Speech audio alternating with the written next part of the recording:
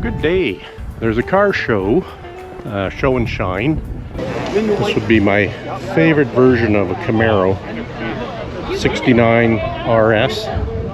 This one's got the console in it, which I think was part of the RS package. And I'm a sucker for hideaway headlights, and this one has the hideaway headlights.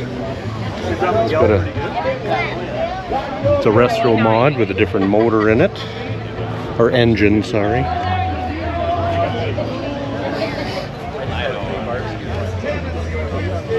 But even that, the orange with the white stripes is also my favorite.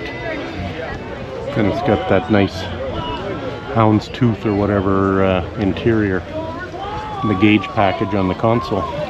This is probably close to my favorite model of Mustang. A Mach 1. This one's got an automatic in it. 351.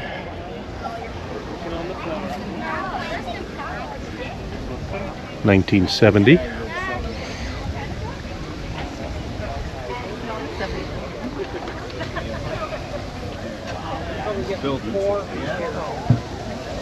This is my friend Barry's Grand National.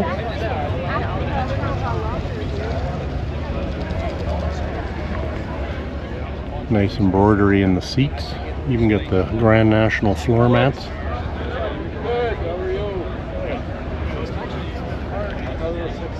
$49,000 kilometers. T-tops, which sadly always leaked. It's too bad he doesn't have the hood open, but here's another one. Big turbocharger and intercooler. Amps up the horses. This one's for sale if you're interested. 65 grand Canadian.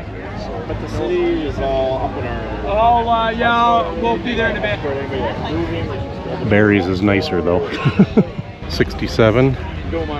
Galaxie 500. 7-liter. Convertible. Candy apple red. I was wondering where this one was, and here it is. Still showing it. XL package.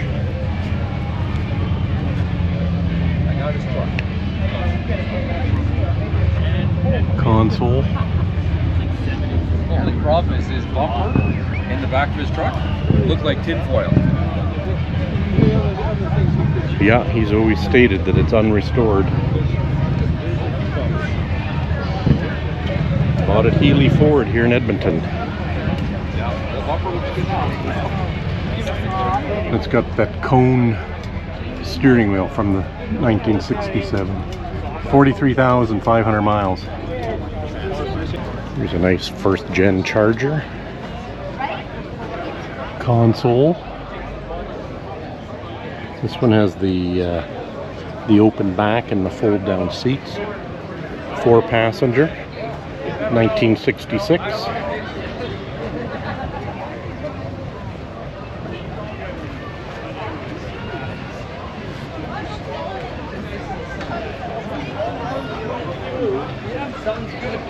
Nice swoopy roof on it, aerodynamic. That gauge cluster is kind of neat too. Plymouth Fury.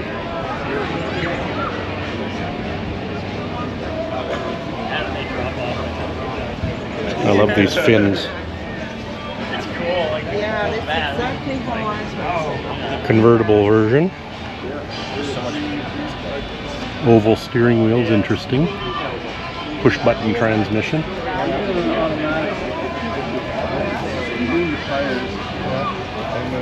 This one's a 1960. Still have some more.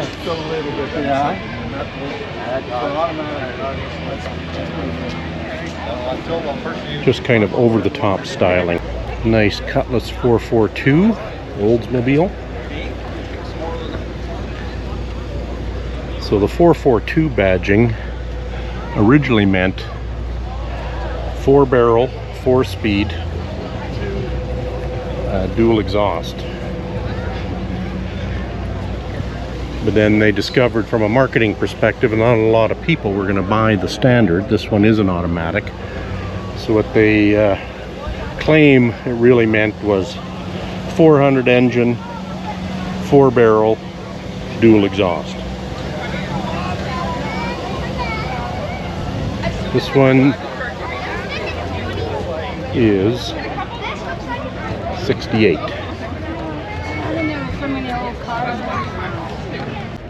Nice early El Camino.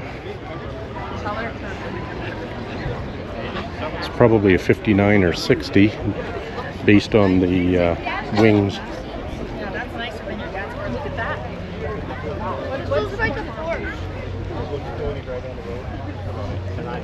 To compete with the El Camino, Ford came out with the Ranchero, and this is a 70s version. I think it's based on the Torino platform.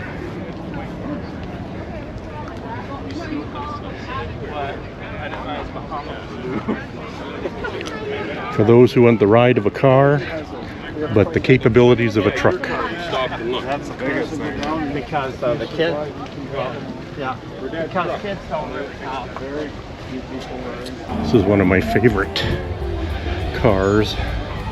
It's a 67. This one's a Galaxie 500.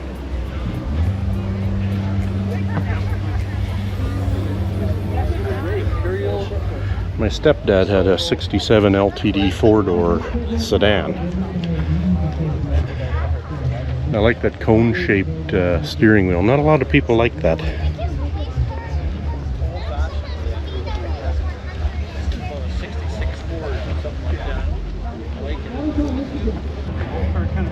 It's a nice DeSoto.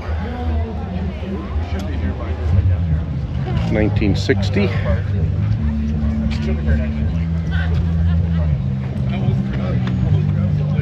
Very nice example.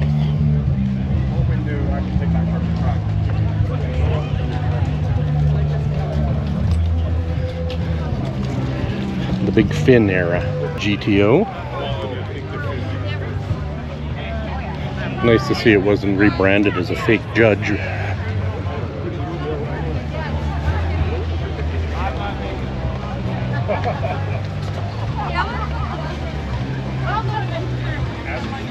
Lots of chrome to get you home. Yeah, all that chrome adds what, 5-10 horsepower?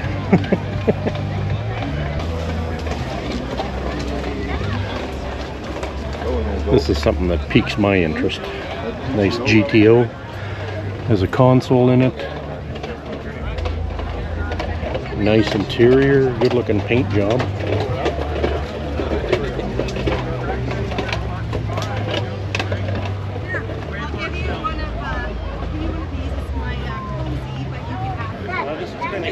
This is a nice 64 Galaxie 500 XL. Convertible model, obviously.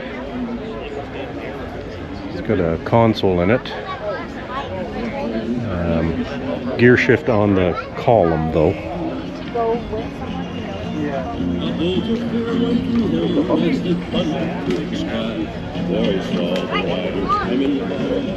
I like the taillights of the era. Everything was kind of jet engine related, or rockets.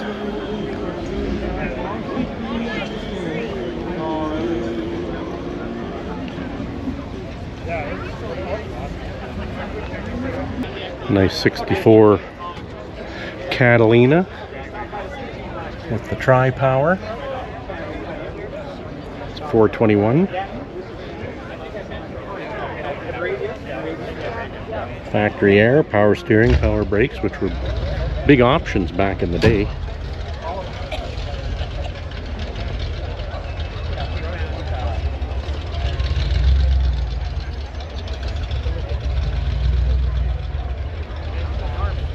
Always like those boomerang shaped tail lights. I do like these Mustangs too.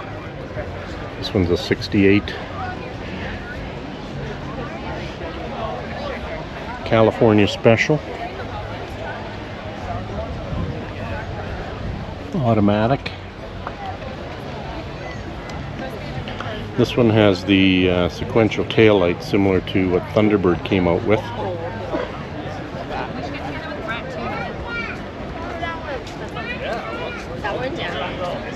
It's just so cool that they are able to shoot. Even a 302 gets shoehorned in there. I don't know if, did 302 come out in 68? I thought it would have still been a 289, but I see the spec sheet here and it calls out a 302. This is one of 71 with this paint and trim code. It's a 66 Ford Galaxie with a 428. Actually, it's not a Galaxie, it's actually a 7-liter. They branded it the 7-liter. Buckets and console, I'm not sure if you can see in there.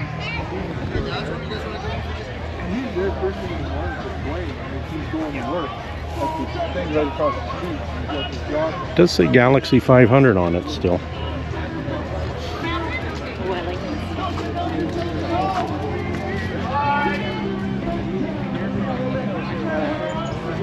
It's a nice 71 Cutlass CS. This one has the console, 8-track player, even has the clock. This one is a 455 engine in it.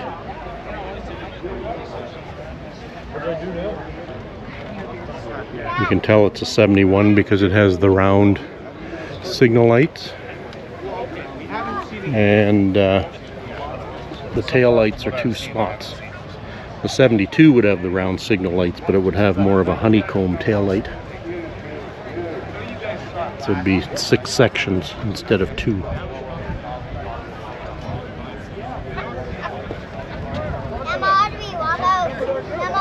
Cutlass Supreme. Always a fan of these big land yachts. This one's a New Yorker hardtop. Smell-o-vision, you get that old classic car smell. This is a 67 Chrysler New Yorker, probably with a 440 in it.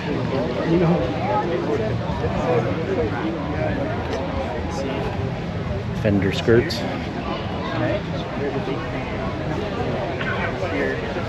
Here's a nice 69 Cougar, Mercury Cougar, convertible. Console. My dad had one of these. I can't remember what year it was though.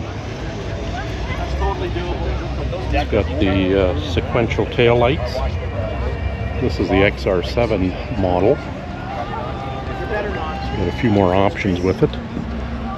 AM radio, clock. Having a clock was a big deal back in the day. It was an interesting option that they always quit after a while though, and not worth getting fixed because they'd always quit again. This is a Meteor, which is halfway in between a Ford and a Mercury. It's a Canadian version. This one's got the bubble top on it. And I can only imagine without air conditioning, you must have just roasted in this thing, even though it's tinted. Meteor Redo.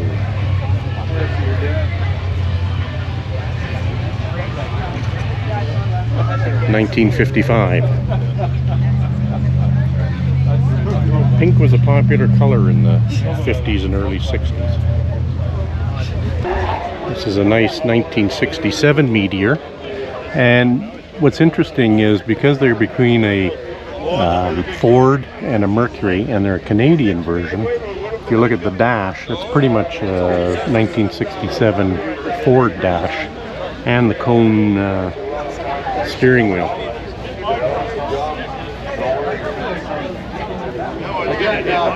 Must have been some kind of trade issue or whatever that we're seeing like today with tariffs and stuff on how to make cars affordable.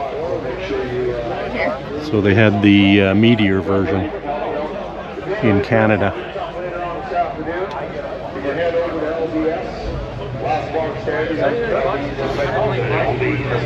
Well, that's the end of Rockin' August 2025 in St. Albert. They announced that they had 960 plus cars.